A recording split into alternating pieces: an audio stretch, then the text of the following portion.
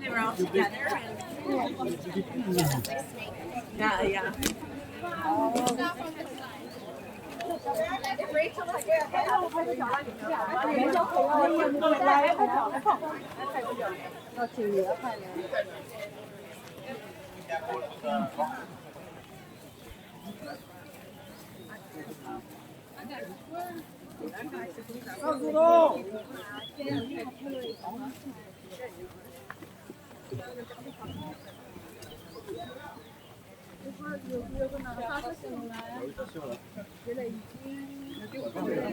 哇，还有那。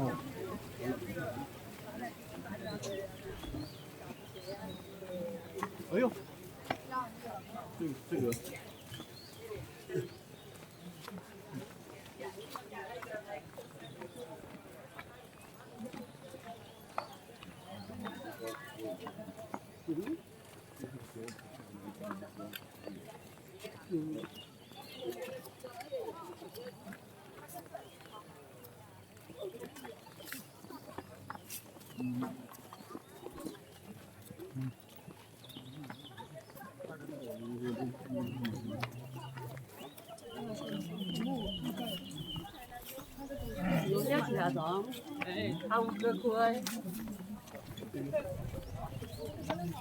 过一下啊！过一下，我们要介绍导游。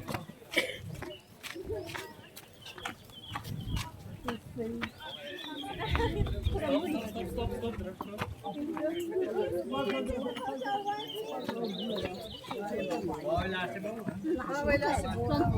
他刚才不说来着吗？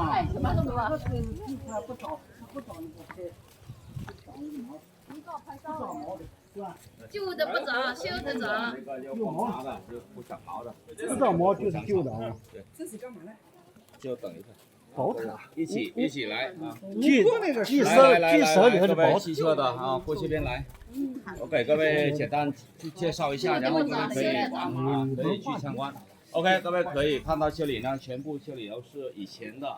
那4世纪的时候，他们就是传教印度教到这边来，他们已经把这里所有的这个古老的那个塔，这个我们叫祭奉神灵的宝塔。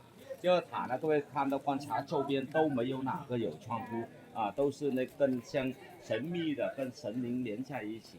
然后里面呢有点黑，但是呢它主要是渐的那个屋顶啊，渐的在里面。他们有3桌，第一桌呢主要是准备和净身都是第二个塔都是净洁身体啊，第一件都是准备一些彩礼的东西，然后第3件呢就是呢祭奉神灵的，那时候只是皇帝在里面拜奉祭奉神灵。那么在那时呢，在这里，当时他们都用那个木料来做这个塔，但是有经过一次火灾，全部都烧毁，他们就研究出来的这个砖头，各位可以看到那光滑的那个，他们弄好叠好了排好了，这个要用了一个东西，就是像植物的那个水啊，各位看到没有？那时候没有水泥的，怎么会连起来的，对吧？然后那么坚固的呢，经过长时间呢，他们会连起来的。然后呢，在那个，然后他们就用那个刀来雕刻啊，他排好那个就雕刻，就外面的那几个舞蹈的，就像那个女士来表演，然后刚才我们看的那个一样子。后来呢，他就修补了，重修了，就是把这个砖头放上来的，这个就长毛的这个。然后呢，在这里各位就可以看到有一个是石柱啊，这个呢就我们叫砂石啊，叫砂石。那时8世纪的那时候，他们已经准备把这个材料换掉了，但是呢，到那时候呢，他已经国家被到越南的阮氏朝代打到这边来，他被打退到越南的南部那边去，所以呢还没来得及建了这个石塔，这个我们叫那时候呢已经影响到那个佛教佛教跟那个道教混在一起。然后各位可以看到那个根啊，那个树根的那个像岩画的模型啊雕刻，因为那时候就是佛教啊，佛教影响过来的这个啊印度教。然后他们各位可以看到这里呢，就有一个那个代表性的一个东西，这个是有男有女。中国有句话就是男女搭配干活不累，不男不女啊，就是在这，就上面就是那表示男的，下面都是表示女的啊，表示女的。然后他用水倒在这里来，水就会喷下来，这里就从这里流下去，流下去有生有灭的啊，有水就有生存的啊，这样子啊，所以呢，现在这里现在各位可以随便去参观啊，这里到处可以去参观打卡一下，就全流下来大概是10来个塔啊，11个塔。11点半我们慢慢往那个停车场那边返回，好吧？